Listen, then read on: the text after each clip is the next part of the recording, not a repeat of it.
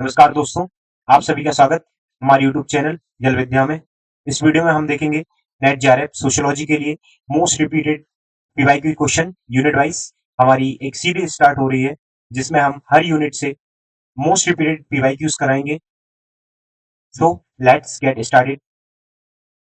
इस वीडियो में हम यूजीसी नेट जेआरएफ सोशियोलॉजी के लिए यूनिट 1 के पीवाईक्यूज देखते हैं। सो जो हमारा फर्स्ट पीवाईक्यू क्वेश्चन है, Who introduced the concept of social fact? Social fact का कॉन्सेप्ट किस थिंकर्स ने दिया है?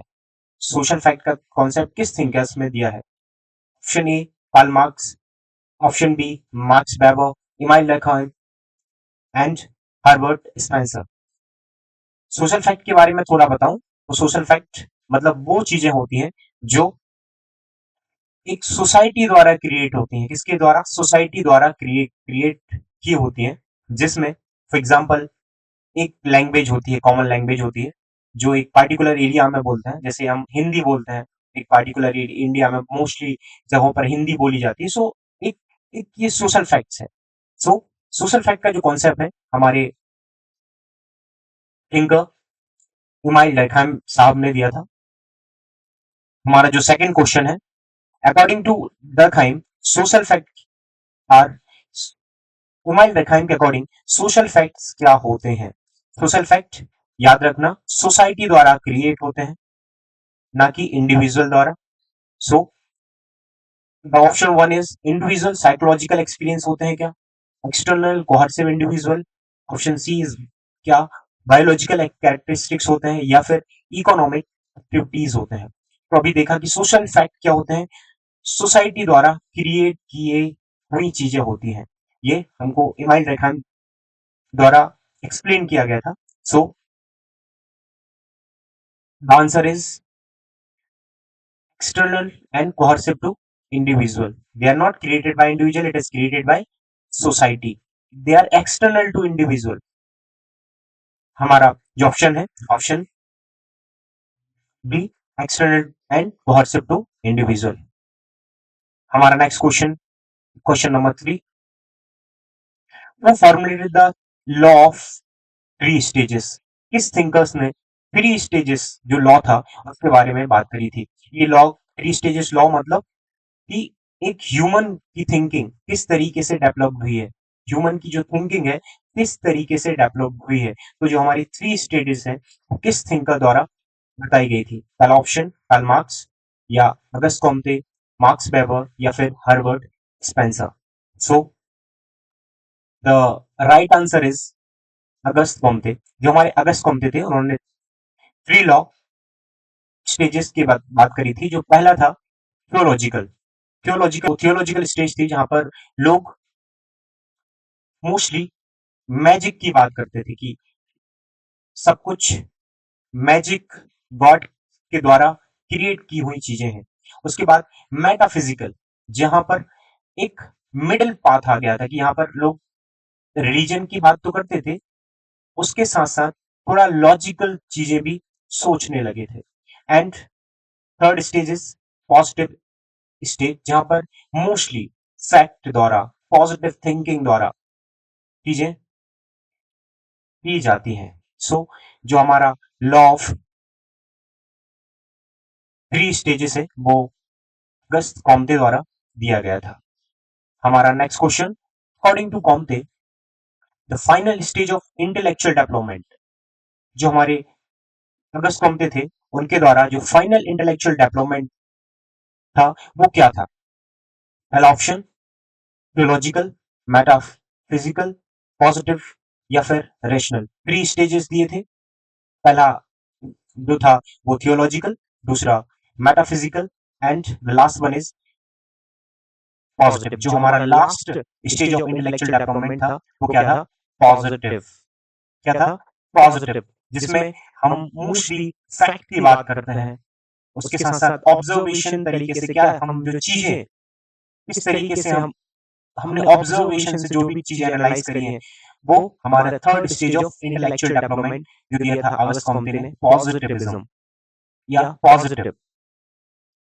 Next question, question number 5, who is generally credited with coining the term sociology, thinkers ने सोशियोलॉजी टर्म कॉइन किया था या दिया था?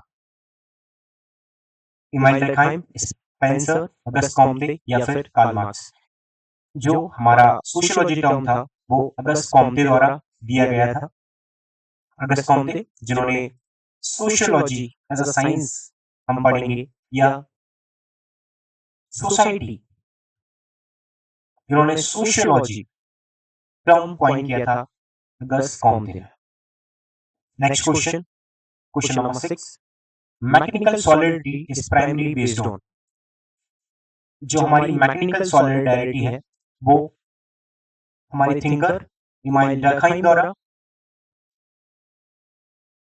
मैकेनिकल सॉलिडिटी की बात की गई थी, जिसमें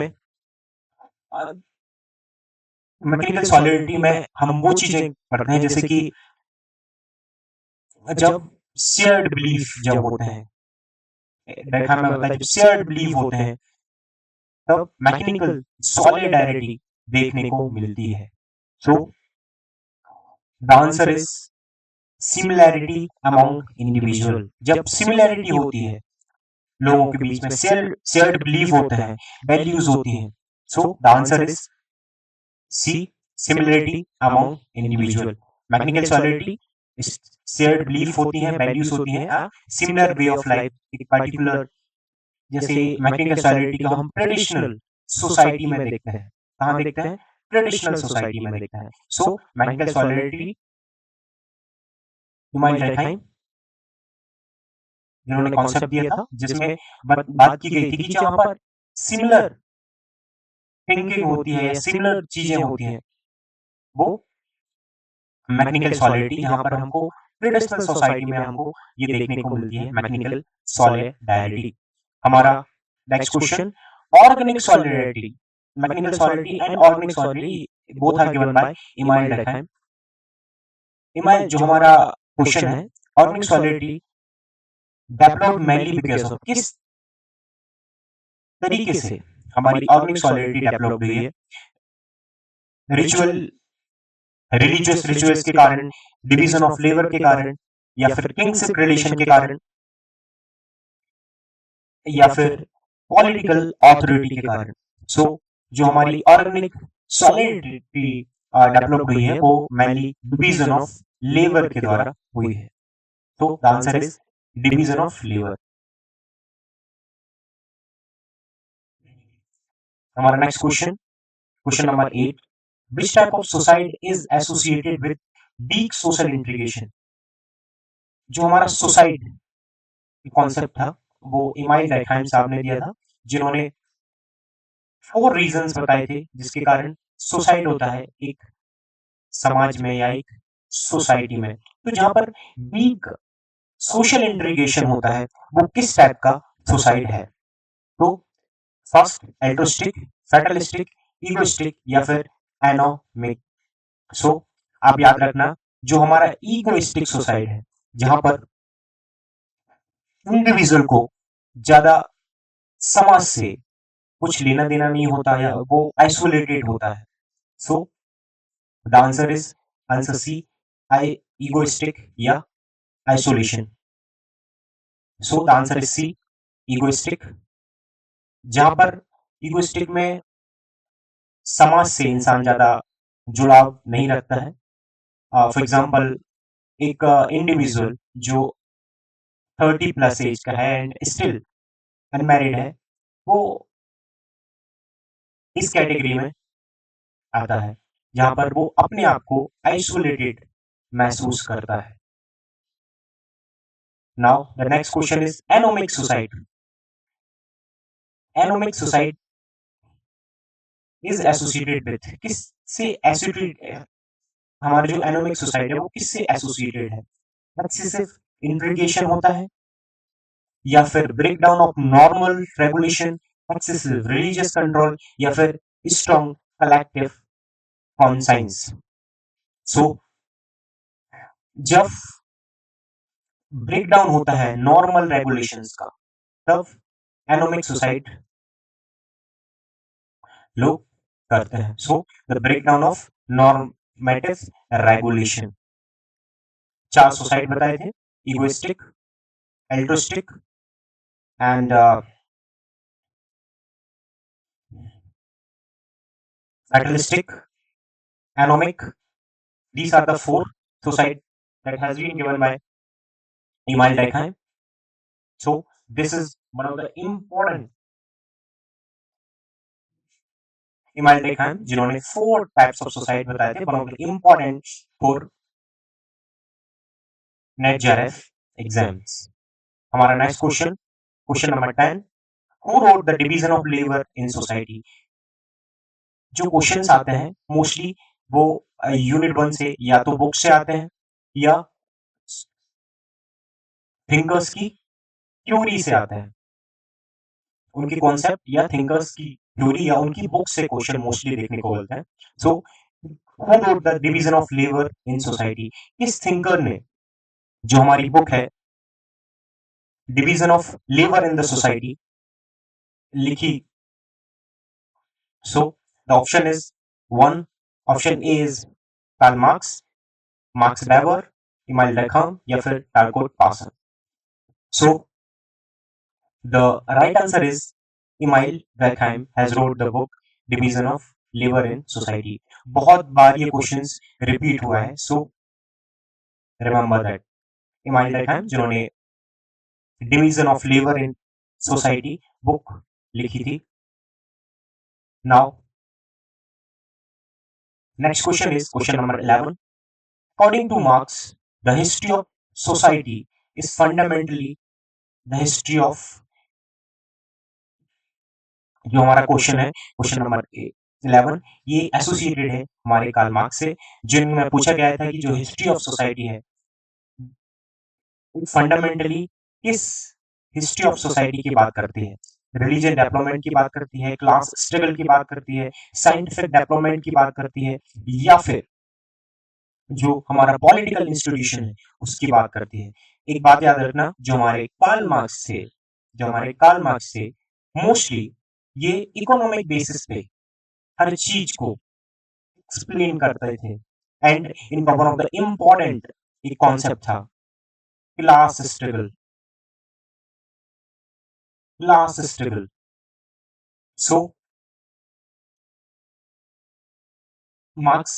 कार्ल मार्क्स जिन्होंने क्लास स्ट्रगल के बारे में बहुत चीजें बहुत बार एक्सप्लेन की गई थी। So the right answer is B, class struggle. Now our next question is question number 12। Under capitalism, the bourgeois primarily on। Capitalism में दो चीजें होती हैं, एक बर्जियस एंड प्रोलिटेरियन। बर्जियस क्लास वो क्लास होती है जहां पर बर्जियस क्लास वो क्लास होती है जहां पर इनके पास कंपनी का जो भी प्रोडक्शन होता है इनके अंडर में रहता है। सो मतलब हम बोल सकते हैं दे आर द मास्टर और the head of the company. दो तरीके से सोसाइटी बताई थी कैपिटलिज्म में, एक बर्जियस एंड प्रोलिटेरियन। सो इस क्वेश्चन में हमको बताना है कि कैपिटलिज्म में जो बर्जियस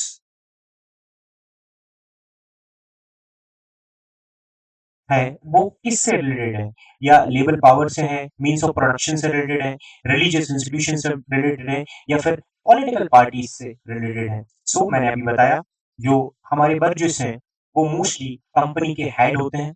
सो जिस जो हेड होगा के अंडर में मींस ऑफ प्रोडक्शन होगा, कि जो चीजें वो बोलेंगे वही चीज आपको करनी पड़ेगी। So the bourgeois are related to means of production. किससे रिलेटेड होते हैं?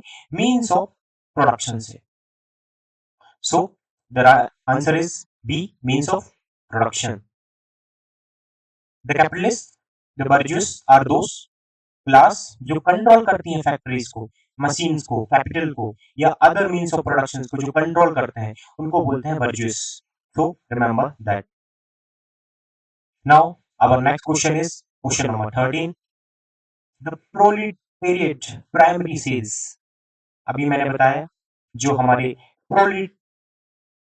प्रोलिटेरियन क्लास होती है वो प्राइमरी क्या सेल करती है? Option A is capital, land, labour power या टेक्नोलॉजी। सो प्रोलिटेरियन वो क्लास होती है मोस्टली जो वर्किंग का काम करती है। So they are the labour power जिनको प्रोलिटेरियन बोलते हैं। Answer is labour power, option number C. अब next question is question number 14। Concept of surplus value, जो हमारा सरप्लस वैल्यू है किस थिंकर से एसोसिएटेड है? सरप्लस वैल्यू मतलब जैसे कि प्रोडक्शन हुआ है 100, उसमें से भी मोस्ट ऑफ द जो पार्ट है वो एक पार्टिकुलर सोसाइटी या पार्टिकुलर ग्रुप के पास जाएगा। So this is the surplus value. तो किस थिंकर से जो हमारा सरप्लस वैल्यू है वो एसोसिएटेड है?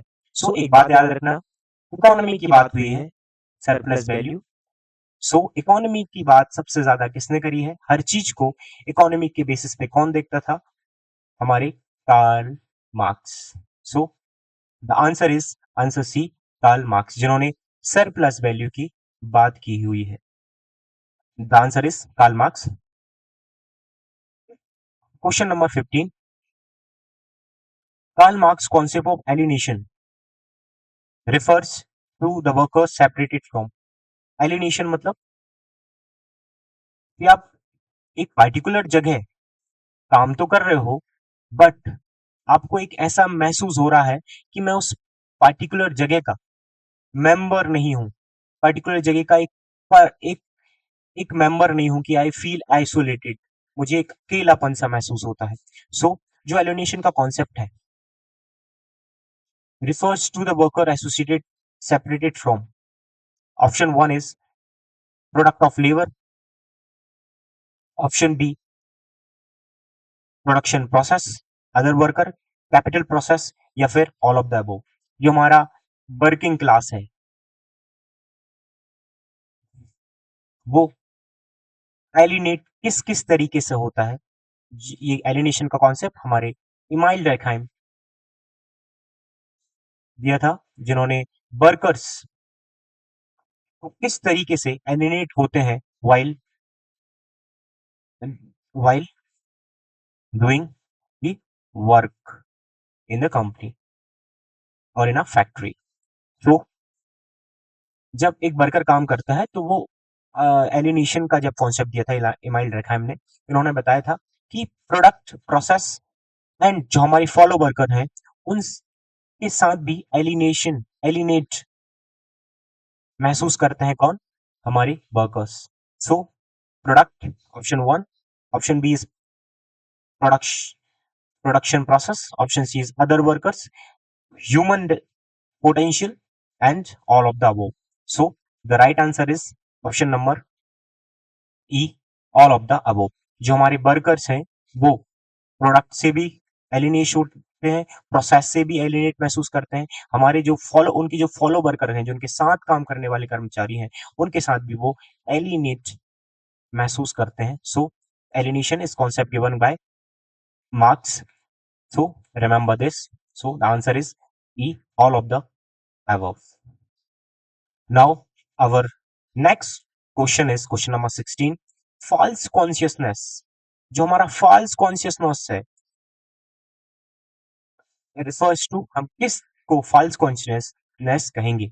awareness of interest, lack of awareness, real class interest, religious consciousness या फिर political participation। जो हमारा false consciousness है, जो कॉन्सेप्ट है, ये हमारे कार्ल मार्क्स द्वारा दिया गया था।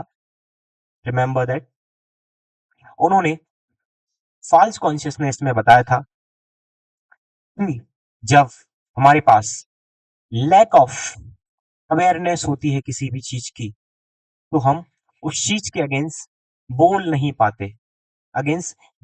पाते।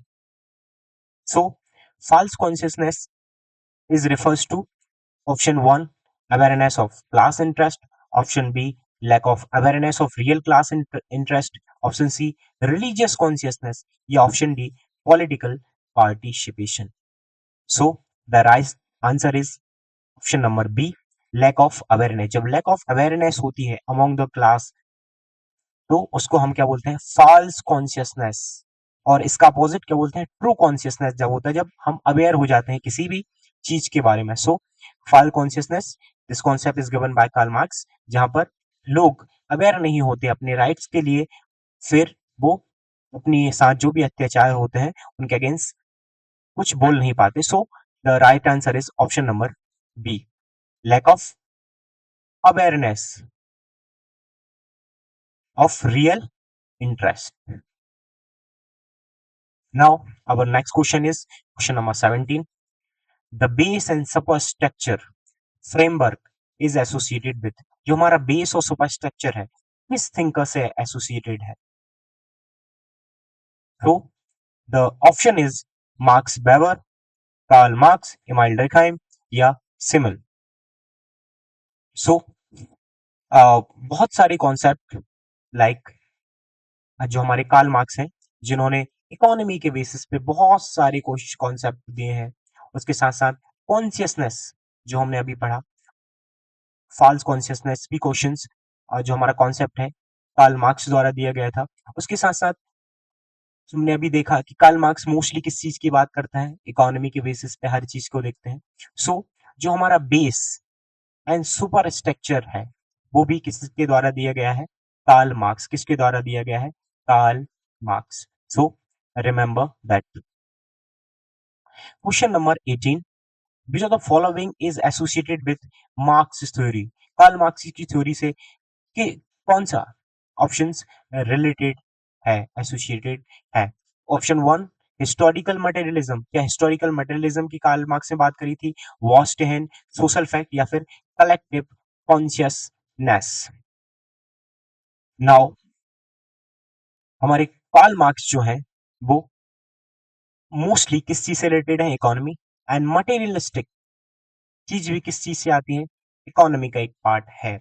So the right answer is historical materialism. और जो बर्स्टहेन है ये एसोसिएटेड है हमारे मार्क्स वेबर से. सोशल फैक्ट हमने अभी देखा, email Durkheim. Now the answer is historical materialism related to Karl Marx. Remember that. Now, next question. Question number 19. Marx Weber's concept of Bostehen means. जो हमारा कॉन्सेप्ट है Bostehen जो marks Weber द्वारा दिया गया है वो उस कॉन्सेप्ट का मतलब क्या है? Option A prediction, option B interpretative understanding या फिर सोशल इवोल्यूशन या सोशल कॉन्फ्लिक्ट. जो हमारा वर्स्टहेन है उसका मतलब होता है किसी भी चीज को अंडरस्टैंड करना, किसी भी चीज को इंटरप्रेट करना या अंडरस्टैंड करना. So the right answer is B interpretative understanding. The answer is B interpretative understanding.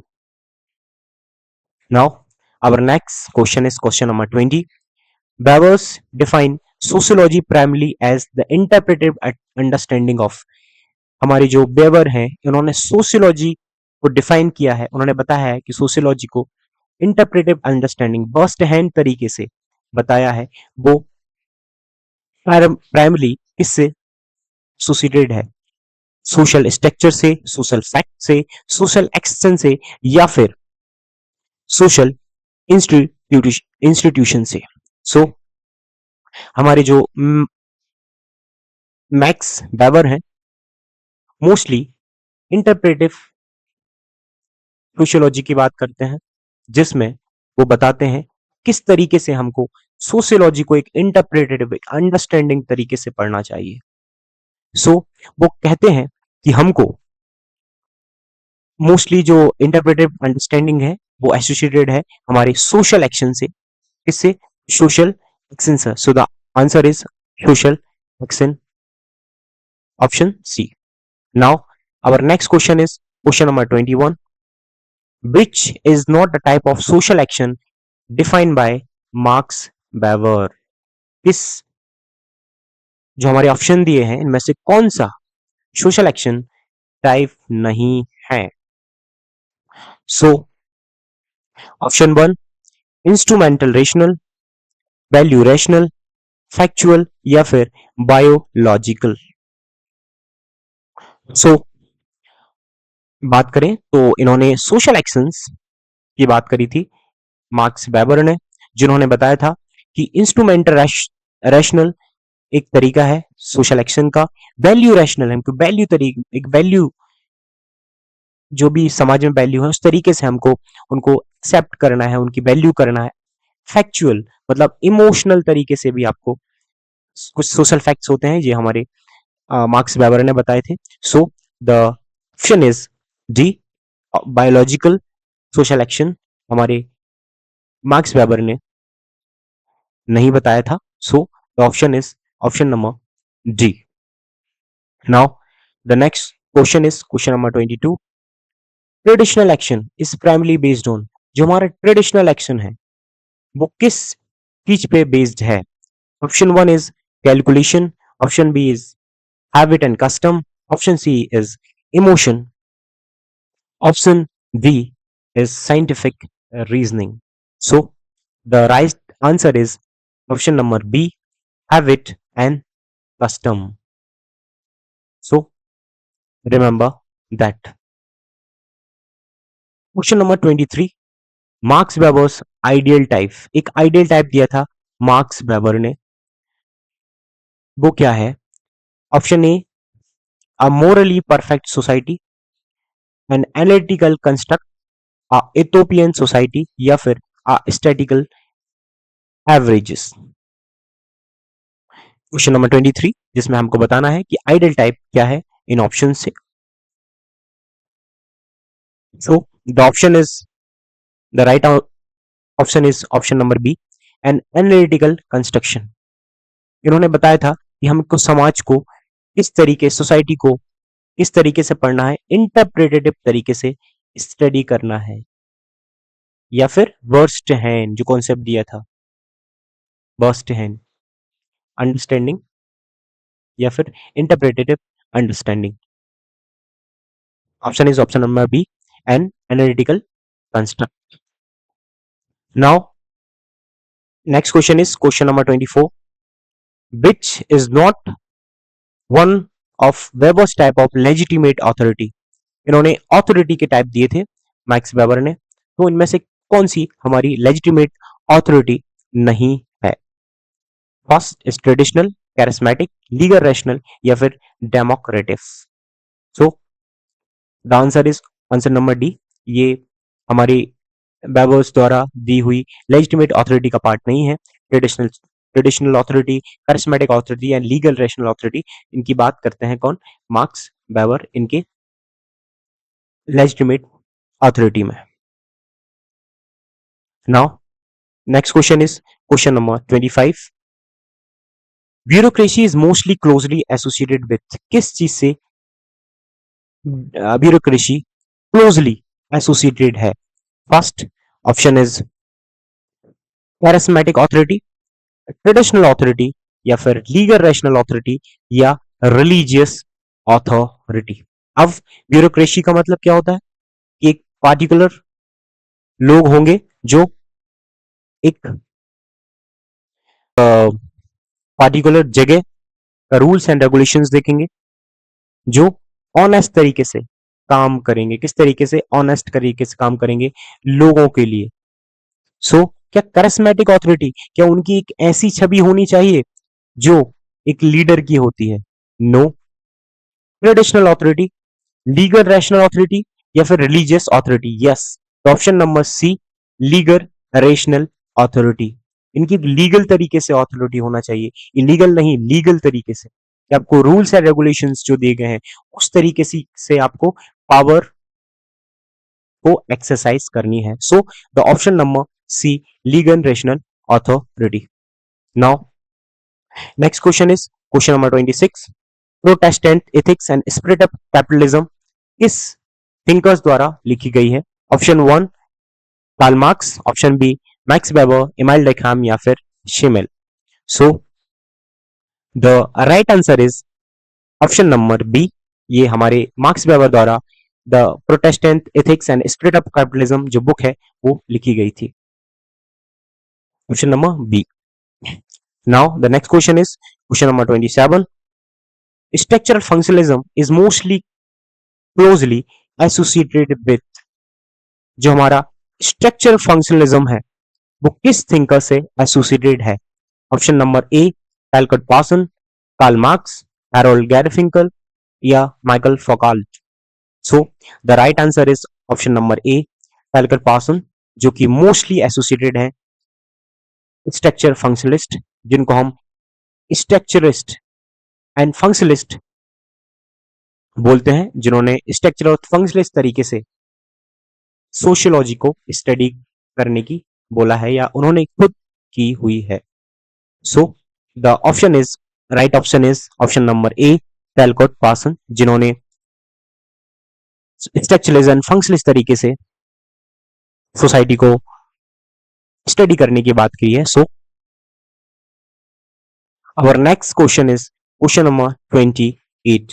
In Parsons AGIL model, A stand for Parson, जिन्होंने AGIL मॉडल दिया था, इसने पार्सन से, इसमें हमारा जो A है वो